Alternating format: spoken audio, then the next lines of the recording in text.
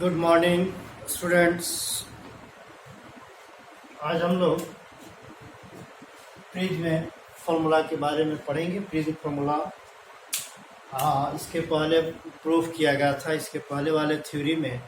और वो जो prism formula mu is equal to sine del minimum plus A by two by sine A by two था, और angle of deviation और angle of prism के बीच का रिलेशन आया था del is equal to mu minus 1 into A. यहाँ पे हम लोग को जानना है, ये जितने सारे फार्मूला को प्रूव किए हैं उस फार्मूला को यहाँ पर हम डिनोट करते हैं न्यूमेरिकल्स बनाने के लिए। ये प्रिज्म इम्पोर्टेंट फार्मूला यहाँ लिखा गया है, ये प्रिज्म है और ये इम्पोर्टेंट इसका फार्मूला, यहाँ हेडिंग इम्पोर्टेंट फार्मूला है। ये फार्मूला जानने के पहले इस फिगर को पहले हम समझते हैं। ये प्रिज्म है, ये इसका एंगल ऑफ प्रिज्म है। ये देखिए, ये इस पर नॉर्मल खींचा गया है। ये पी क्यू इंसिडेंट रे है और ये एंगल क्या है, आई एंगल ऑफ इंसिडेंस। फिर रेयर से डेंसर जब रे जाएगी तो ये नॉर्मल क्योर रे फाइंड करेगा। फिर इसके बाद डेंसर से रेयर जाने पर नॉर्मल से दूर, लाइट रे नॉर्मल से दूर भागती, लाइट रे नॉर्मल से दूर यहाँ पर भाग रही है। यहाँ रे कहा जा रहा है, इसीलिए रे क्या है, किरण क्या है, किरण स्त्रीलिंग है, इसलिए इसको स्त्रीलिंग शब्द यूज किया जा रहा है। तो ये लाइट यहाँ पर, ये इमर्जेंट रे आर एस क्या है, इमर्जेंट रे है। ये एंगल क्या है, R2। ये angle of emergence I dash. तो ये PQ इंसिडेंट रे को अगर आगे हम डॉटेड लाइन से बढ़ाते हैं, फिर इसके बाद इस RS इमरजेंट रे को, निर्गत किरण को पीछे डॉटेड लाइन से बढ़ाते हैं तो ये यहाँ पर मिलती है। तो इसका मतलब है कि ये जो एंगल आप देख रहे हैं डेल्टा, ये हो गया एंगल बिटवीन इंसिडेंट रे और emergent ray. This is the angle of deviation. तो angle of deviation by prism, तो डेल्टा इसका ट्रिक फॉर्मूला होता है जो प्रूफ किया गया है, I plus I dash minus R1 plus R2। और ये जो म्यू है रिफ्रैक्टिव इंडेक्स ऑफ प्रिज्म है। इसको ऐसे भी लिख सकते हैं, यहाँ पर A is equal to angle of prism equal to formula आता है R1 प्लस R2। दूसरा फॉर्मूला आता है डेल्टा इज इक्वल टू, अब इसको इसमें डाल सकते हैं तो ये फॉर्मूला हो जाएगा आई प्लस आई डैश माइनस ए, अर्थात एंगल ऑफ डेविएशन को हम इस तरह से भी डिनोट करेंगे। फिर इसके बाद नेक्स्ट क्या होगा, तो नेक्स्ट इक्वेशन यहाँ पर आएगा, ये for minimum deviation, for minimum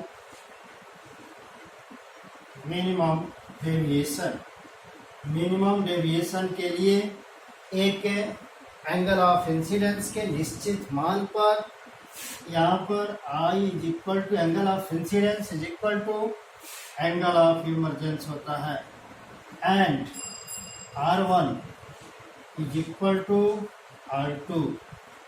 तो इस तरह से यहाँ पर नेक्स्ट फॉर्मूला ये मिलता है, A equal to R1 plus R1 हो जाता है, अर्थात A is equal to 2R1 हो जाता है। तो R1 इज इक्वल टू यहाँ पर क्या हो जाएगा, अगर आप निकालेंगे R1 is equal to A by 2 हो जाता है, ये फॉर्मूला। फिर आई हम कैसे निकालेंगे, आई अब मिनिमम डेविएशन, अगला फॉर्मूला यहाँ पर आप देख सकते हैं, अगला फॉर्मूला मिनिमम डेविएशन, इसको क्या लिख सकते हैं, minimum deviation is equal to I plus I, अर्थात आई डैश आई के इक्वल है, ये हो गया 2i माइनस ए। तो फिर यहाँ पर आई अगर निकालते हैं तो ये आके सम हो जाएगा, 2 से डिवाइड हो जाएगा, तो del minimum plus A by 2, ये एंगल ऑफ इंसिडेंस है। तो इस तरह से ये फॉर्मूला है, और इसी फॉर्मूला से प्रिज्म में फॉर्मूला आता है म्यू इज इक्वल टू, कितना आता है, mu is equal to sine delta minimum plus A by 2 by sine A by 2। ये नेक्स्ट फार्मूला हो गया, प्रिज्म फार्मूला इसको बोला जाता है। फिर इसके बाद इसके आगे का फार्मूला क्या बताया गया उसको देखिए। ये सब का स्क्रीनशॉट आप लीजिए, नोट कीजिए इस फार्मूला को। इसके बाद का फार्मूला देखिए, इसके बाद का formula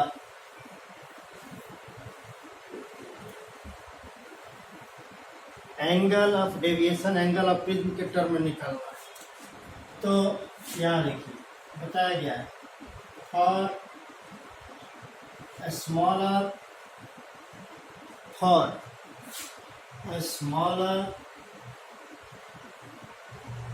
angle of prism, for a smaller angle of prism, यानी प्रिज्म के छोटा कोण के लिए, प्रिज्म के छोटा, प्रिज्म के छोटा कोण के लिए क्या लिखेंगे, प्रिज्म के छोटा कोण के लिए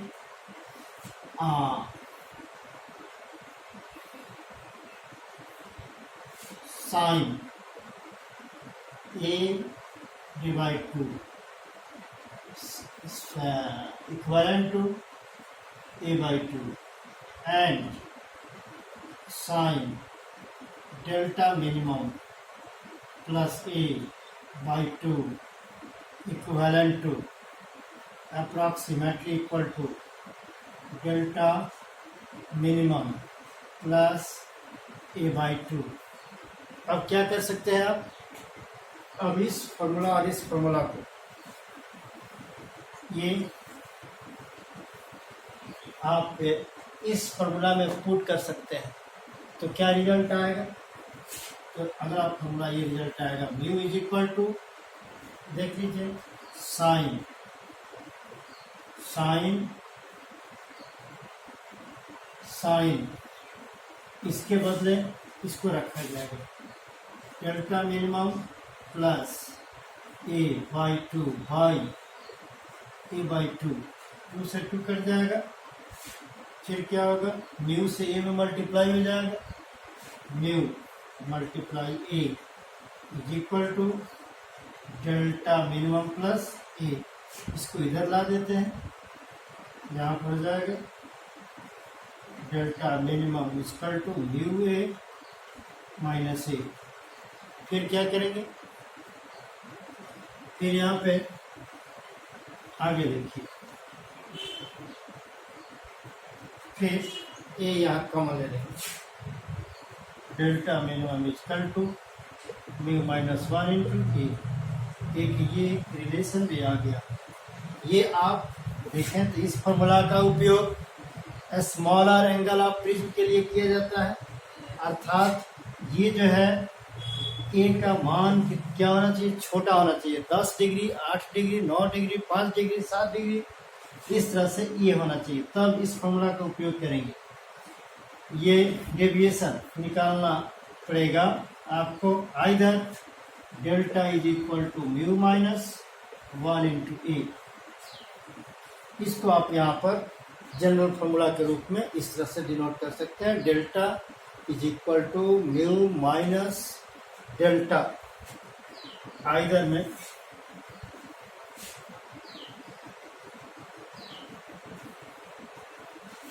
आइदर डेल्टा लिखे है ना, तो डेल्टा नहीं लिखे, आइदर आप इसको ऐसे लिख सकते हैं, delta is equal to mu minus 1 into ए।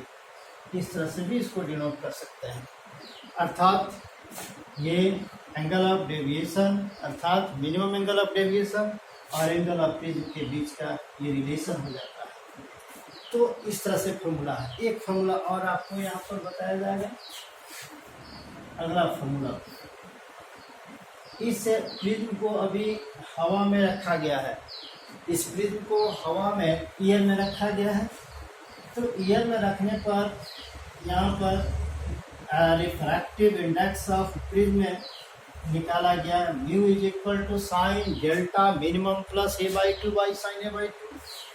अगर इस प्रिज्म को पानी में डाल दिया जाए तो उस समय एंगल ऑफ प्रिज्म का रिफ्रैक्टिव इंडेक्स कैसे निकाला जाएगा? तो ये यहाँ पर फॉर्मूला बनेगा कि देखिए नेक्स्ट फॉर्मूला इसका, when prism is dipped in water, prism को वाटर में डिप कर दिया जाए, then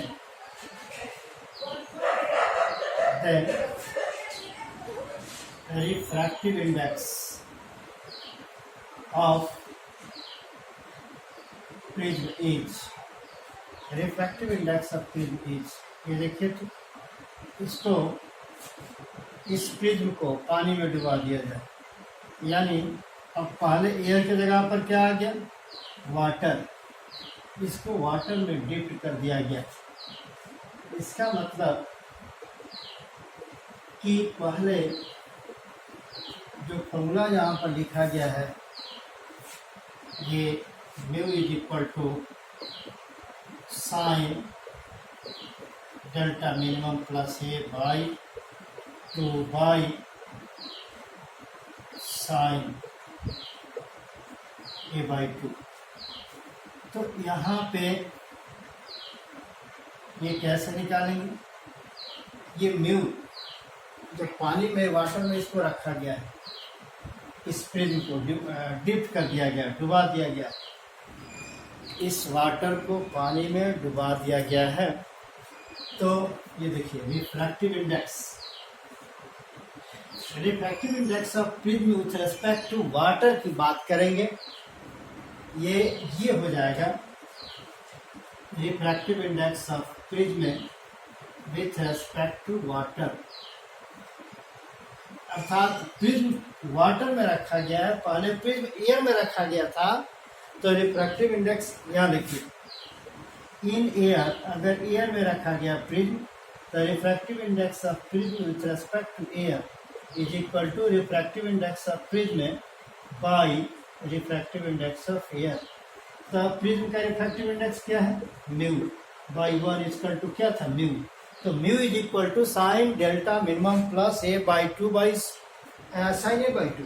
लेकिन अब इसको इन वाटर, इसको वाटर में आप रख दिए तो refractive index of prism with respect to water हो जाएगा। तो ये कितना हो जाएगा, तो ये इज इक्वल टू कितना हो जाएगा, वाटर में इसी तरह से refractive index of water with respect to, sorry refractive index of prism with respect to water हो जाएगा।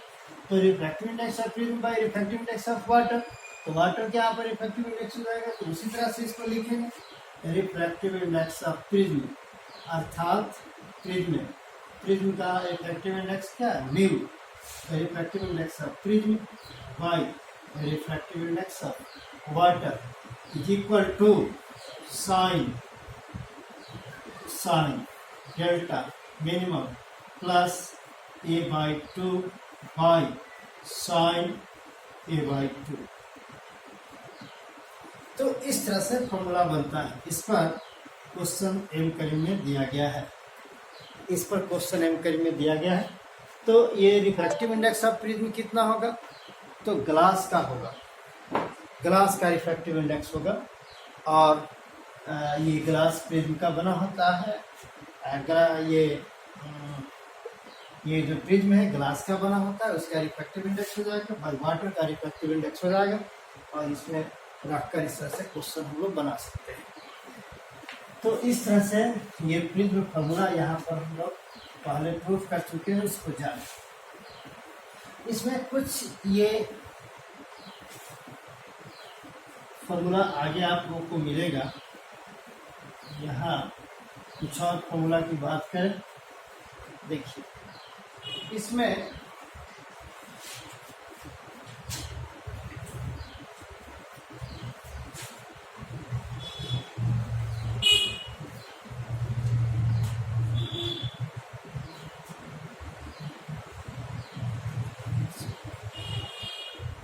एक और फॉर्मूला,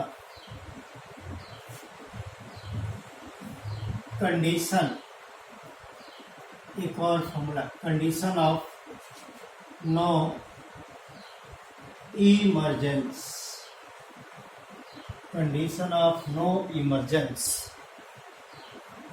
मतलब ये है, कंडीशन ऑफ नो इमरजेंस का मतलब ये है कि यहाँ से यानी प्रिज्म से रे बाहर नहीं निकले तो उसको नो इमरजेंस कहा जाएगा। अर्थात निर्गत प्रकाश किरण, लिख सकते हैं इसका हिंदी हो जाएगा प्रकाश किरण, प्रकाश किरण के निर्गत नहीं होने का शर्त, अर्थात प्रिज्म से बाहर प्रकाश नहीं निकले उसका क्या शर्त है। इसके लिए फिगर तो हम लोग बनाए थे, लेकिन फिर से यहाँ फिगर बनाना पड़ेगा। इसको आप देखिए, ये नॉर्मल है, ये इंसिडेंट रे, रिफ्रैक्टेड रे, फिर इमर्जेंट रे। ये angle I, R1, R2, I dash, ये एंगल ऑफ प्रिज्म ए। ठीक है, अब इसको हम आगे बढ़ाते हैं, इंसिडेंट रे को आगे बढ़ाते हैं, फिर इमर्जेंट रे को पीछे बढ़ाते हैं, तो फिर ये एंगल ऑफ डेविएशन। तो इसमें यहाँ पर निर्गत नहीं होने का शर्त है। ध्यान दीजिए, अगर ये आई जो है 90 डिग्री की ओर हो जाए तो R1 क्रिटिकल एंगल की ओर टेंस करेगा। तो R1 क्रिटिकल एंगल की ओर टेंस करेगा, तो यहाँ इस लाइट को बाहर तो नहीं जाना है, इसी माध्यम में इसको लौटना है। अर्थात अगर इसको हम बाहर जो निकाले हैं, इसको बाहर नहीं निकाले,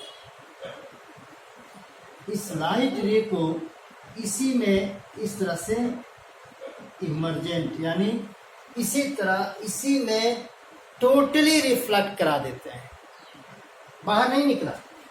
अर्थात ये जो एंगल R2 होगा, ये R2 ये क्रिटिकल एंगल से ज़्यादा होगा, तब ये लाइट इसी मीडियम में क्या हो जाएगा, रिफ्लेक्ट हो जाएगा, टोटली रिफ्लेक्ट हो जाएगा।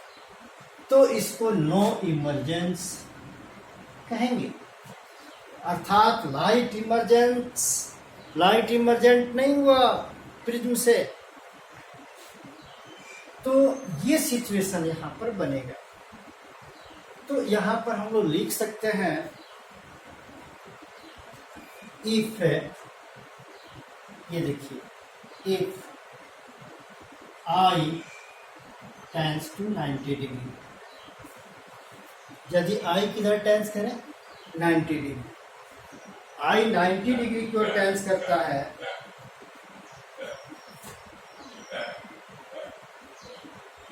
I 90 डिग्री की ओर टेंस करता है,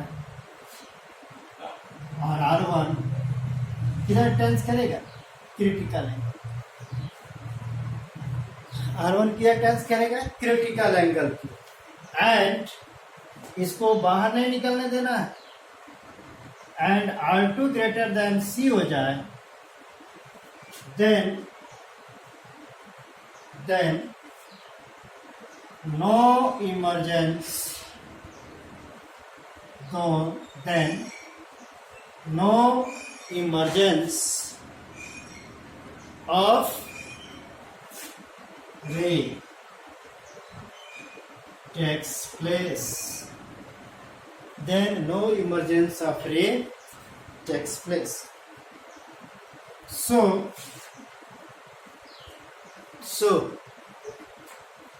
यहाँ पर लिखेंगे E इज इक्वल टू जो R1 प्लस R2 फॉर्मूला होता है, इस फॉर्मूला को यहाँ पर अप्लाई करें तो क्या कंडीशन बनता है, तो कंडीशन ये होगा कि R1 C की ओर टेंस कर रहा है और R2 किससे बड़ा है, C से बड़ा है। इसका मतलब है कि ये दोनों C के इक्विवेलेंट हो जाता है, इक्वल हो जाता है, अर्थात दोनों R1 R2 C से बड़ा हो जाता है। यहाँ लिखेंगे that is R1 plus R2 is greater then C plus C लिख सकते हैं। यहाँ पर C प्लस C, तो इसके बदले क्या लिख सकते हैं, A greater than C plus C क्या हो जाएगा, 2C। E greater than 2C, अर्थात एंगल ऑफ प्रिज्म में, ये जो एंगल ऑफ प्रिज्म है, angle of prism is greater than 2C, critical angle का डबल एंगल से ये बड़ा होगा एंगल ऑफ प्रिज्म। तो इस स्थिति में लाइट इस प्रिज्म से बाहर दूसरे सरफेस पे नहीं निकलेगा, अर्थात सेकेंड सरफेस पे लाइट इंसिडेंट होगा, लाइट रे, और फिर उसी में क्या हो जाएगा, टोटली रिफ्लेक्ट हो जाएगा। This situation is called condition of no emergence. It means for condition of no emergence angle of prism is greater than 2C। Also we can write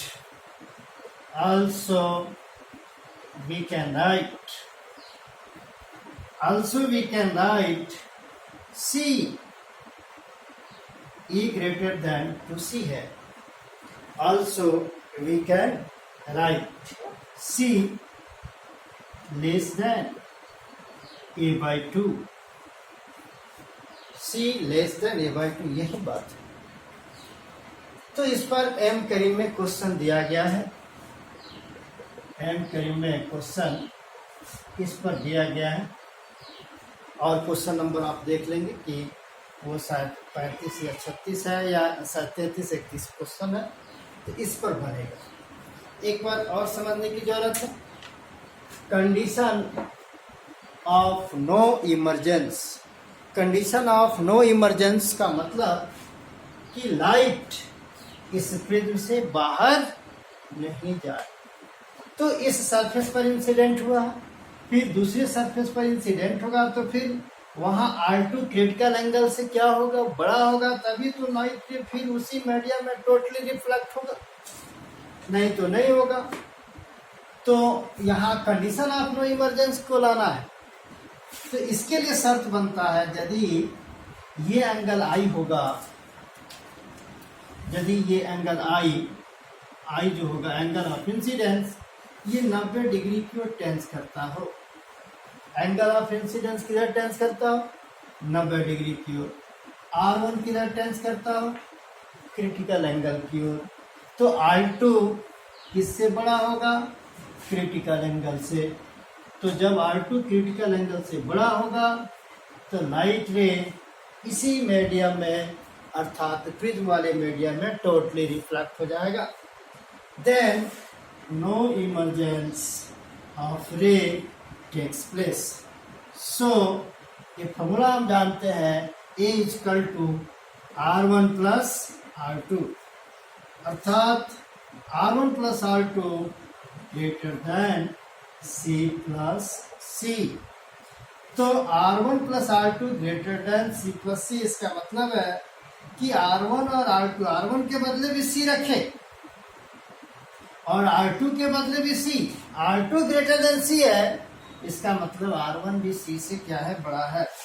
तो R1 प्लस R2 के बदले हम क्या लेंगे, A, और R1 के बदले हम C लिखे या इनइक्वालिटी ग्रेटर देन लिखे और फिर R2 के बदले भी C लिखे, तो A greater than C plus C, अर्थात A ग्रेटर देन 2C। तो इसको ये भी लिख सकते हैं कि C less than A by 2, C less than A by 2, this is the condition of no emergence. ये रहा condition of no emergence.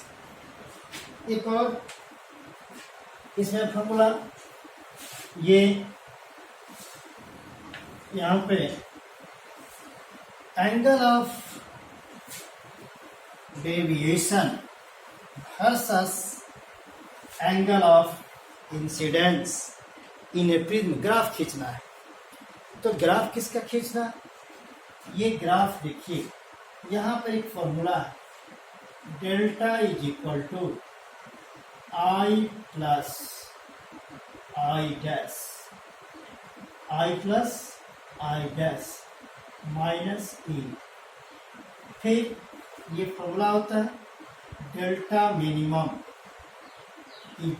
Plus A by 2 is equal to I. तो angle of incidence, angle of deviation angle of incidence पे depend करता है। यानी यहाँ पर ये बोले कि delta depends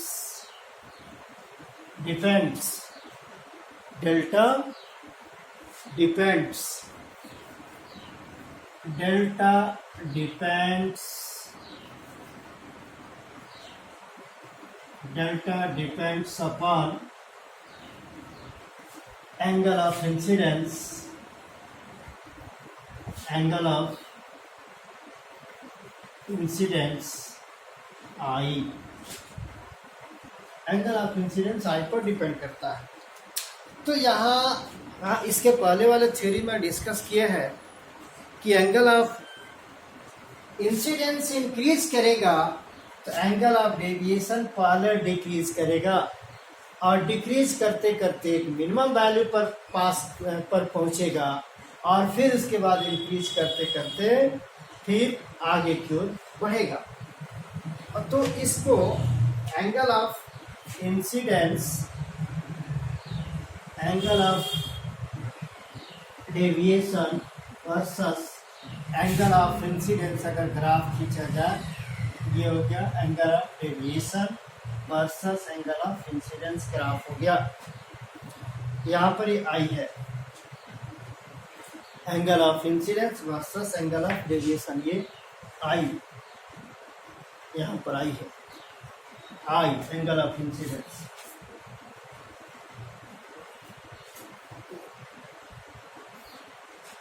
angle of incidence I है ओ पॉइंट। तो सबसे पहले ये आई जब बढ़ेगा तो डेल्टा घटेगा और घटते घटते एक मिनिमम वैल्यू पर पहुंचेगा। मिनिमम वैल्यू पर पहुंचने के बाद फिर उसके बाद ये बढ़ना शुरू करेगा। ये ग्राफ ऐसे आता है और अब ये देखिए यहाँ पर एक, ये यहाँ पर सबसे कम यहाँ पर है, इस पॉइंट को देखिए, यहाँ से आई घटना शुरू हो रहा है, इस पॉइंट को ले लीजिए यहाँ, इस पॉइंट को, और फिर यहाँ से आप इस आई पर लॉन्ग डाल दीजिए, इसको क्या मान लिया जाए I1, और फिर इसको यहाँ से जो घट रहा है ये घटते घटते फिर इस वैल्यू पर पहुंच रहा है, यहाँ पर मिनिमम वैल्यू पर पहुंच रहा है। इसको यहाँ पर लॉन्ग डालते हैं यहाँ, और फिर इसके बाद ये अगर इसको इधर बढ़ा दें